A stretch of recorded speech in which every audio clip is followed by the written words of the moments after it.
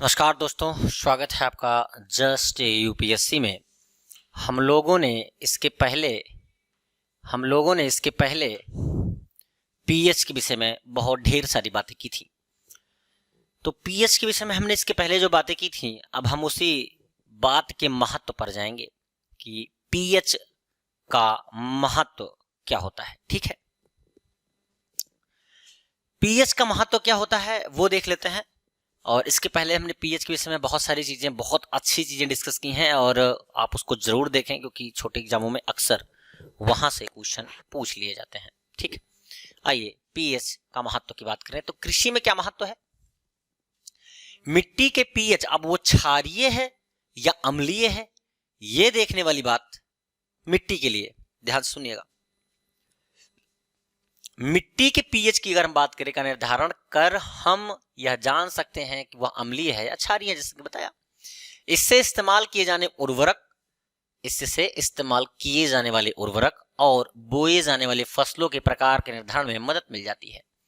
जैविक क्रिया में इसकी इंपॉर्टेंस की बात करें तो पीएच का पता लगाकर हम केल्विन, एंजाइम, हाइड्रोलिसिस, कीटाणुनाशक आदि जैसे जैविक प्रक्रियाओं के माध्यम से समायोजित कर सकते हैं।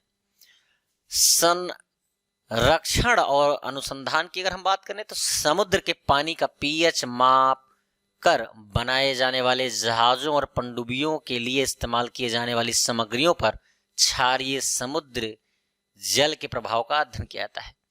अब वो जब कह रहा है क्षारीय समुद्री पानी, समुद्र का क्षारीय होता है। क्या होता है? क्षारीय होता है, सबको पता है। तो जल के प्रभाव का अध्ययन किया जाता है और अम्लीयता का वर्तमान में समुद्र पर बहुत प्रभाव पड़ रहा है। मान लीजिए किसी जो वैज्ञानिक है उन्होंने ये अनुमान लगाया कि पानी का पीएच मान, समुद्र का पीएच मान जो है वो इस लेवल पे है कि जहाँ पे हम उसी के जैसे पीएच मान उन्होंने मान लिया कि अगर क्षारीय है तो 7 के ऊपर होगा। 7 के ऊपर मान लिया, उन्होंने ये मान लिया कि 7 के ऊपर है। तो 7 के ऊपर मान लीजिए 10 मान के उन्होंने क्या किया, काम किया अपना। 10 मान के उन्होंने जहाज को मॉडिफाई किया और बनाया, और ताकि वो 10 पीएच मान वाले जो क्या कहते हैं क्षारीय पानी है उस पे चल सकें, क्योंकि बहुत खारा होता है पानी, तो उस पे चल सकते हैं वो।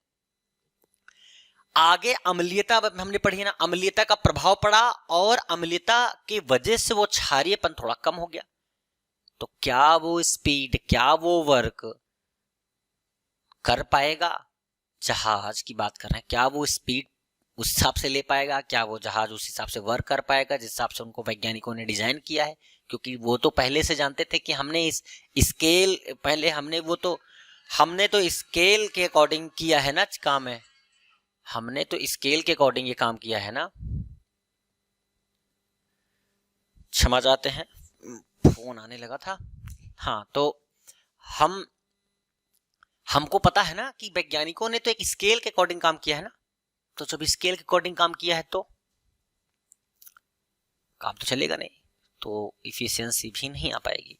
इसी प्रकार प्रतिरोधक की हम बात करें, इसी प्रकार प्रतिरोधक घोल, बफर सॉल्यूशन की बात करते हैं, जिसमें कहा जाता है प्रतिरोधक घोल या बफर को इस प्रकार परिभाषित किया जाता है कि एक ऐसा घोल जिसमें थोड़ी मात्रा में अम्ल या क्षार के मिलाए जाने से उसके पीएच में कोई अंतर नहीं आता।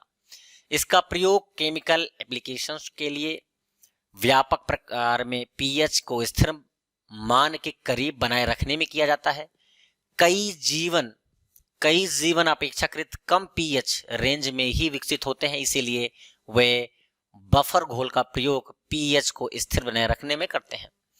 प्रकृति में रक्त के पीएच को नियमित करने के लिए बाइकार्बोनेट बफरिंग प्रणाली का प्रयोग किया जाता है। ये कुछ इंपॉर्टेंट चीजें हैं, यहां से यूपीएससी स्टेटमेंट में इन चीजों को डाल सकती है। यूपीएससी इन चीजों को स्टेटमेंट में डाल सकती है। ठीक है, ध्यान रखिएगा। इसी प्रकार सोडियम एसिटिक एसिड का घोल प्रभावी बफर घोल का एक उदाहरण है। जिसमें बफर घोल मिलाया जाता है वह बेहद धीमे अम्ल के तौर पर काम करता है। ठीक,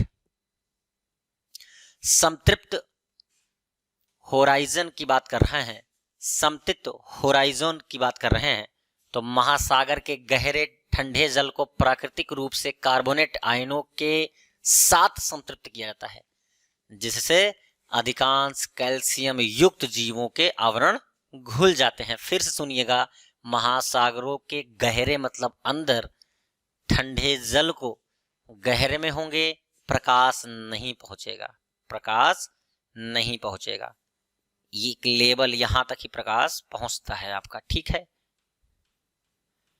एक लेवल तक ही प्रकाश आपका पहुंचता है।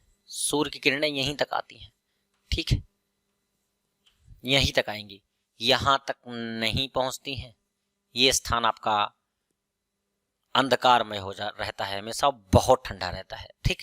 तो वो यही कह रहा है, महासागरों के गहरे गहरे ठंडे जल को प्राकृतिक रूप से कार्बोनेट आयनों के साथ संतृप्त किया जाता है, जिसमें अधिकांश कैल्शियम युक्त जीवों के आवरण घुल जाते हैं।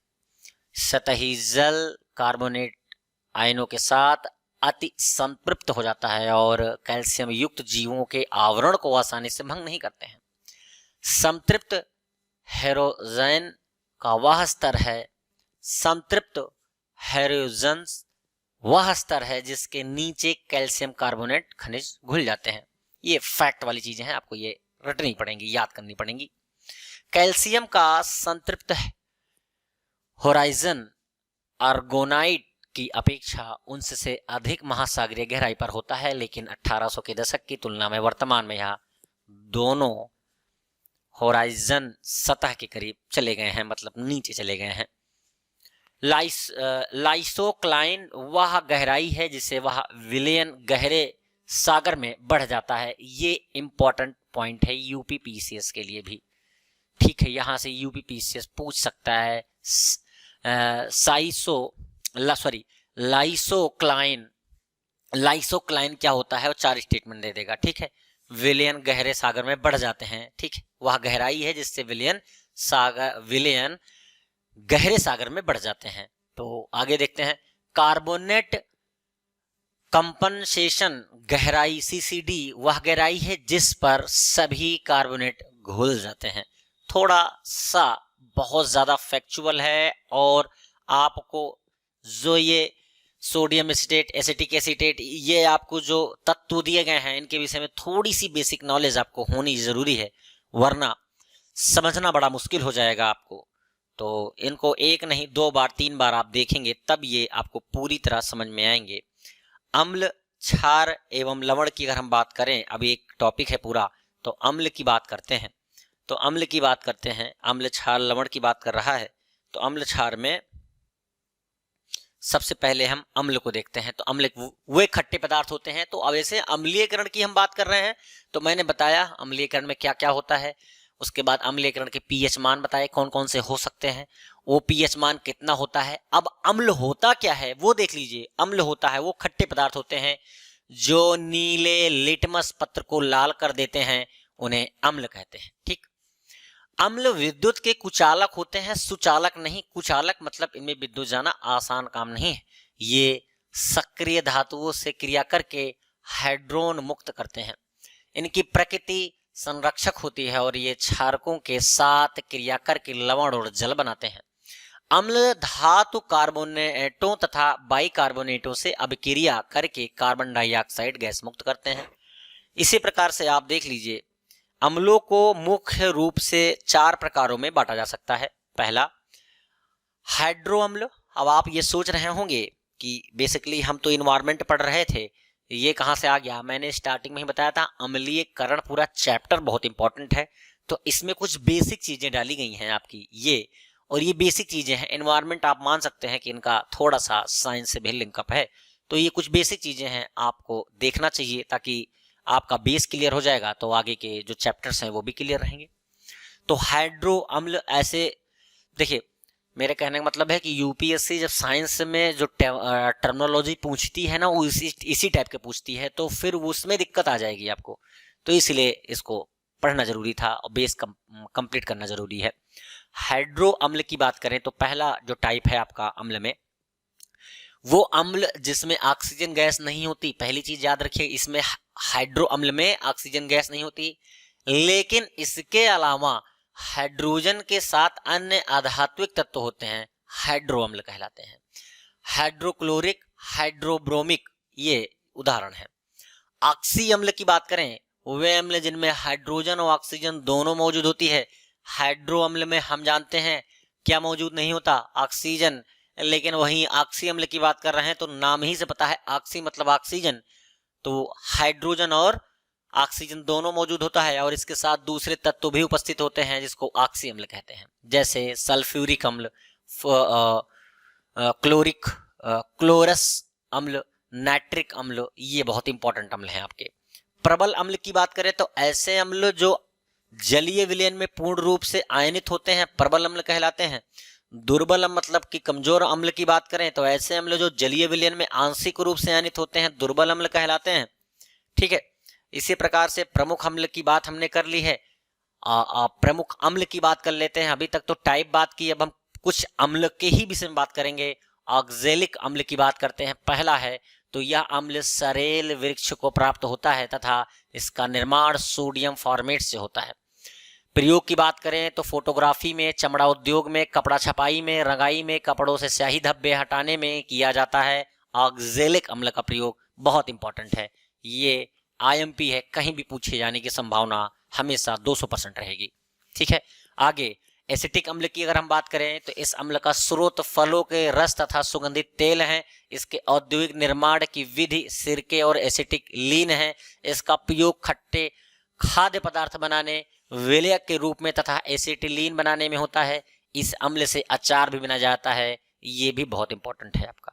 ठीक है, बहुत ज्यादा इंपॉर्टेंट है। जो पढ़ रहे हो आप, ये अगर स्टेट कोई दे रहा है इसमें तो ये समझ लिए रामबाण है, यहां से 100% क्वेश्चन आएगा, लिख के रख लीजिए आप। सिट्रिक अम्ल की बात करें, इस अम्ल के प्राकृतिक स्रोत खट्टे फल, नींबू और नारंगी होते हैं। इसे औद्योगिक निर्माण की विधि कच्ची शकरा के किण्वन से होता है। इसका प्रयोग खाद्य पदार्थों, धातुओं को साफ करने और दवाओं में होता है। ठीक है, फार्मिक अम्ल, यहां से क्वेश्चन पूछा गया है, बहुत इंपॉर्टेंट है, तीनों के तीनों। ठीक है, बहुत ज्यादा मोस्ट इंपॉर्टेंट डाल दीजिए इनको, मोस्ट इंपॉर्टेंट है। तो फार्मूला ये, इसके बाद है फार्मिक अम्ल।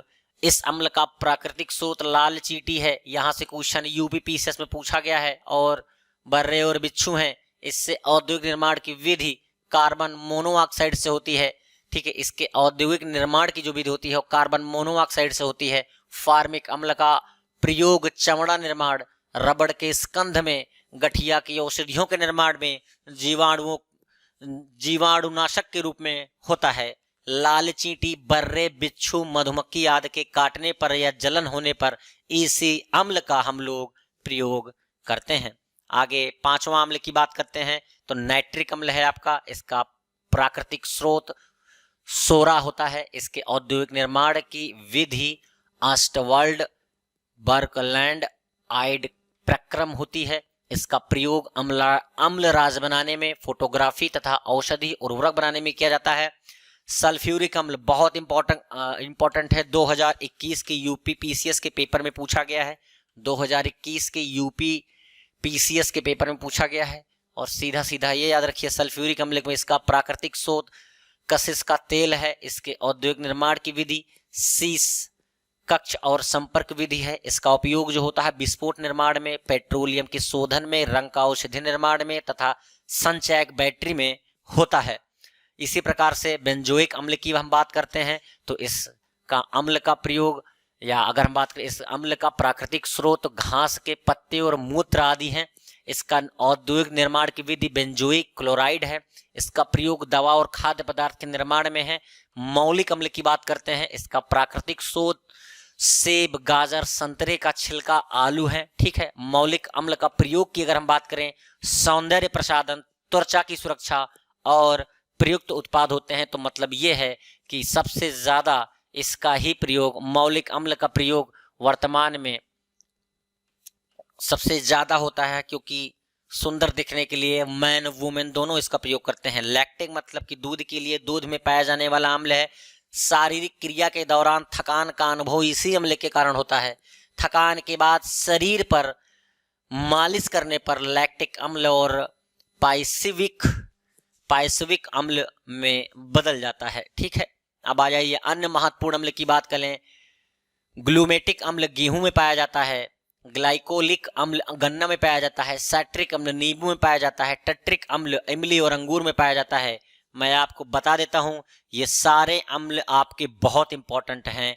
ऑक्जेलिक अम्ल, एसिटिक अम्ल, सिट्रिक अम्ल, फार्मिक अम्ल, नाइट्रिक अम्ल, सल्फ्यूरिक अम्ल, बेंजोइक अम्ल, मौलिक अम्ल, लैक्टिक अम्ल, ग्लूटेमेटिक अम्ल, ग्लाइकोलिक अम्ल, साइट्रिक अम्ल, टट्रिक अम्ल, ये सब इतने इंपॉर्टेंट है कि रखे हुए हैं क्वेश्चन, समझिए 100% आना ही है यहां से, मतलब इसमें कोई शंका नहीं है कि नहीं आएगा। इसी प्रकार से अब बात आ जाती है क्षार की, और क्षार हम एक अलग वीडियो बनाकर उसमें डिस्कस करेंगे और मिलते हैं क्षार के साथ नेक्स्ट वीडियो में। तब तक के लिए नमस्कार, जय हिंद।